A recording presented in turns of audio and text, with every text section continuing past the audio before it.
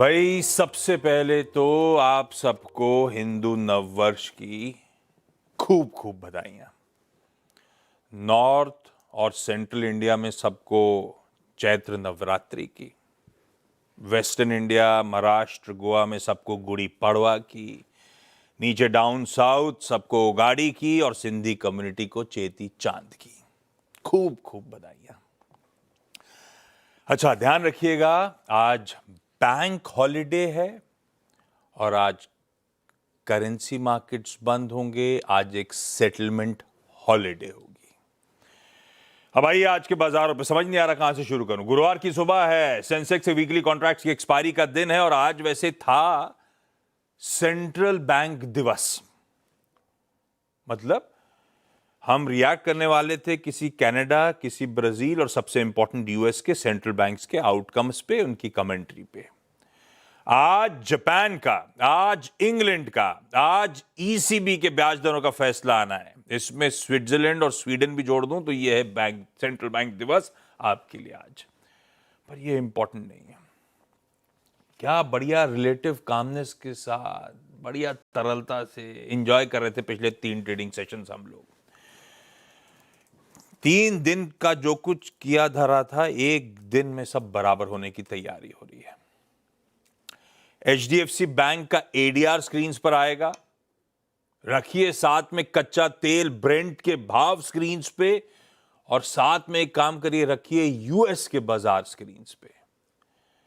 HDFC bank का ADR 7% दबाव के साथ बंद हुआ कल। इन्हीं डेवलपमेंट्स पे अभी उस पर बात करूंगा।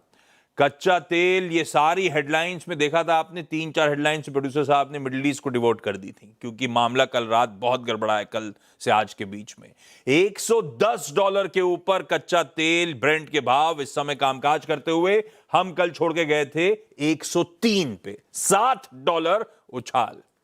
और यूएस के मार्केट सारे डेवलपमेंट्स के बीच में 1.5-2% की कमजोरी के साथ कल कामकाज करते हुए नजर आए। आज सुबह के फ्यूचर्स और दबाव में क्रिएट करते हुए नजर आ रहे हैं। ये है ग्लोब के समीकरण आपके लिए।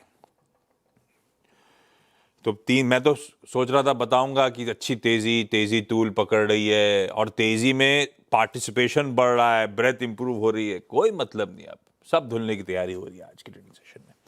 एक काम कर रहा हूं, सबसे पहले एचडीएफसी बैंक के साथ शुरुआत कर रहा हूं क्योंकि हमारे लिए सबसे बड़ा डायरेक्ट इंपैक्ट तो उसी का है। और नीचे टिकर टीम सारी डिटेल्स आपके लिए चला रही है। कल देर रात अपडेट आया कि एचडीएफसी बैंक के चेयरमैन अतानु चक्रवर्ती साहब अपने चेयरमैन पद से इमीडिएट इफेक्ट के साथ इस्तीफा दे रहे हैं। और उस चिट्ठी में, वो चिट्ठी बैंक ने पोस्ट करी है, अपडेट दिया है एक्सचेंजेस को। उनका कहना है कि कुछ सर्टेन हैपनिंग्स और प्रैक्टिसेस बैंक में जो हो रही थी, जो मैं पिछले 2 सालों से देख रहा था, ऑब्जर्व कर रहा था, वो मेरे पर्सनल वैल्यूज और एथिक्स के हिसाब से नहीं थी और यही रीजन है मैं चेयरमैन पद से इस्तीफा दे रहा हूं। 17 तारीख की वो चिट्ठी डेटेड है, परसों की। कल शाम 18 देर रात को अपडेट आया एचडीएफसी बैंक की तरफ से कि आरबीआई ने केकी मिस्त्री साहब को बतौर इंटरिम पार्ट टाइम चेयरमैन बनने के लिए आज से मंजूरी दे दी है 3 महीनों के लिए। अब अतानु चक्रवर्ती साहब ये कहते हुए चले गए और हैं सीजन्ड ब्यूरोक्रेट। ध्यान रखिएगा, फाइनेंस मिनिस्ट्री में इकोनॉमिक अफेयर्स सेक्रेटरी भी रह चुके हैं। एचडीएफसी बैंक में बतौर चेयरमैन आए थे 2021 में 3 साल के लिए। उसके बाद फिर 3 साल का एक्सटेंशन मिला था और 2027 तक चेयरमैन रहने वाले थे। इन्हीं के अंदर आपने वो एचडीएफसी बैंक, एचडीएफसी लिमिटेड का मेगा मर्जर होता हुआ देखा। बड़ा प्रॉब्लम ये हो गई है, बड़ा वेग सा लेटर है। अब क्या उनको ये प्रॉब्लम्स, अगर चेयरमैन थे, कुछ प्रॉब्लम्स दिखी थी तो उन प्रॉब्लम्स को फिक्स करने की जरूरत नहीं थी? क्या एटलीस्ट जब जा रहे थे तो उसे डॉक्यूमेंट करके, आइडेंटिफाई करके छोड़ के जाते? तो अब 2 साल बाद उन्होंने फाइनली फैसला लिया, यानी कि 2 साल से उनको ये गड़बड़ियां दिख रही थी या जो भी उनको दिख रहा था वो 2 साल से चले जा रहा था। तो बहुत सारी इश्यूज हैं और बाजार को क्या है, ये अनसर्टनिटी, एम्बिग्यूटी बिल्कुल पसंद नहीं आती। अब आपके जहन में भी 10 तरह के सवाल उठ रहे होंगे, जैसे मेरे जहन में उठ रहे हैं, एचडीएफसी बैंक में ऐसा क्या हो गया। ये प्रॉब्लम होने वाली है अब इस स्टॉक के साथ। और ये प्रॉब्लम उस कंपनी के साथ हो रही है, देश की सबसे बड़ी मार्केट कैप के लिहाज से 19 लाख करोड़ की कंपनी। वो तो लकीली इसका वेटेज ऑफ लेट रिड्यूस हो गया भाई साहब। एक समय में निफ्टी बैंक का 32% इसका वेटेज था, आज रिड्यूस होकर 19% पे, लेकिन अभी भी निफ्टी बैंक का 19%, निफ्टी 50 का 7-8% वेटेज रखने वाला।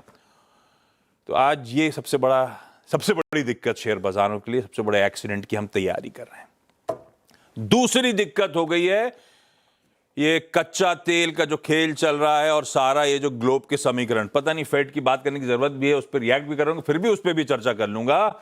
लेकिन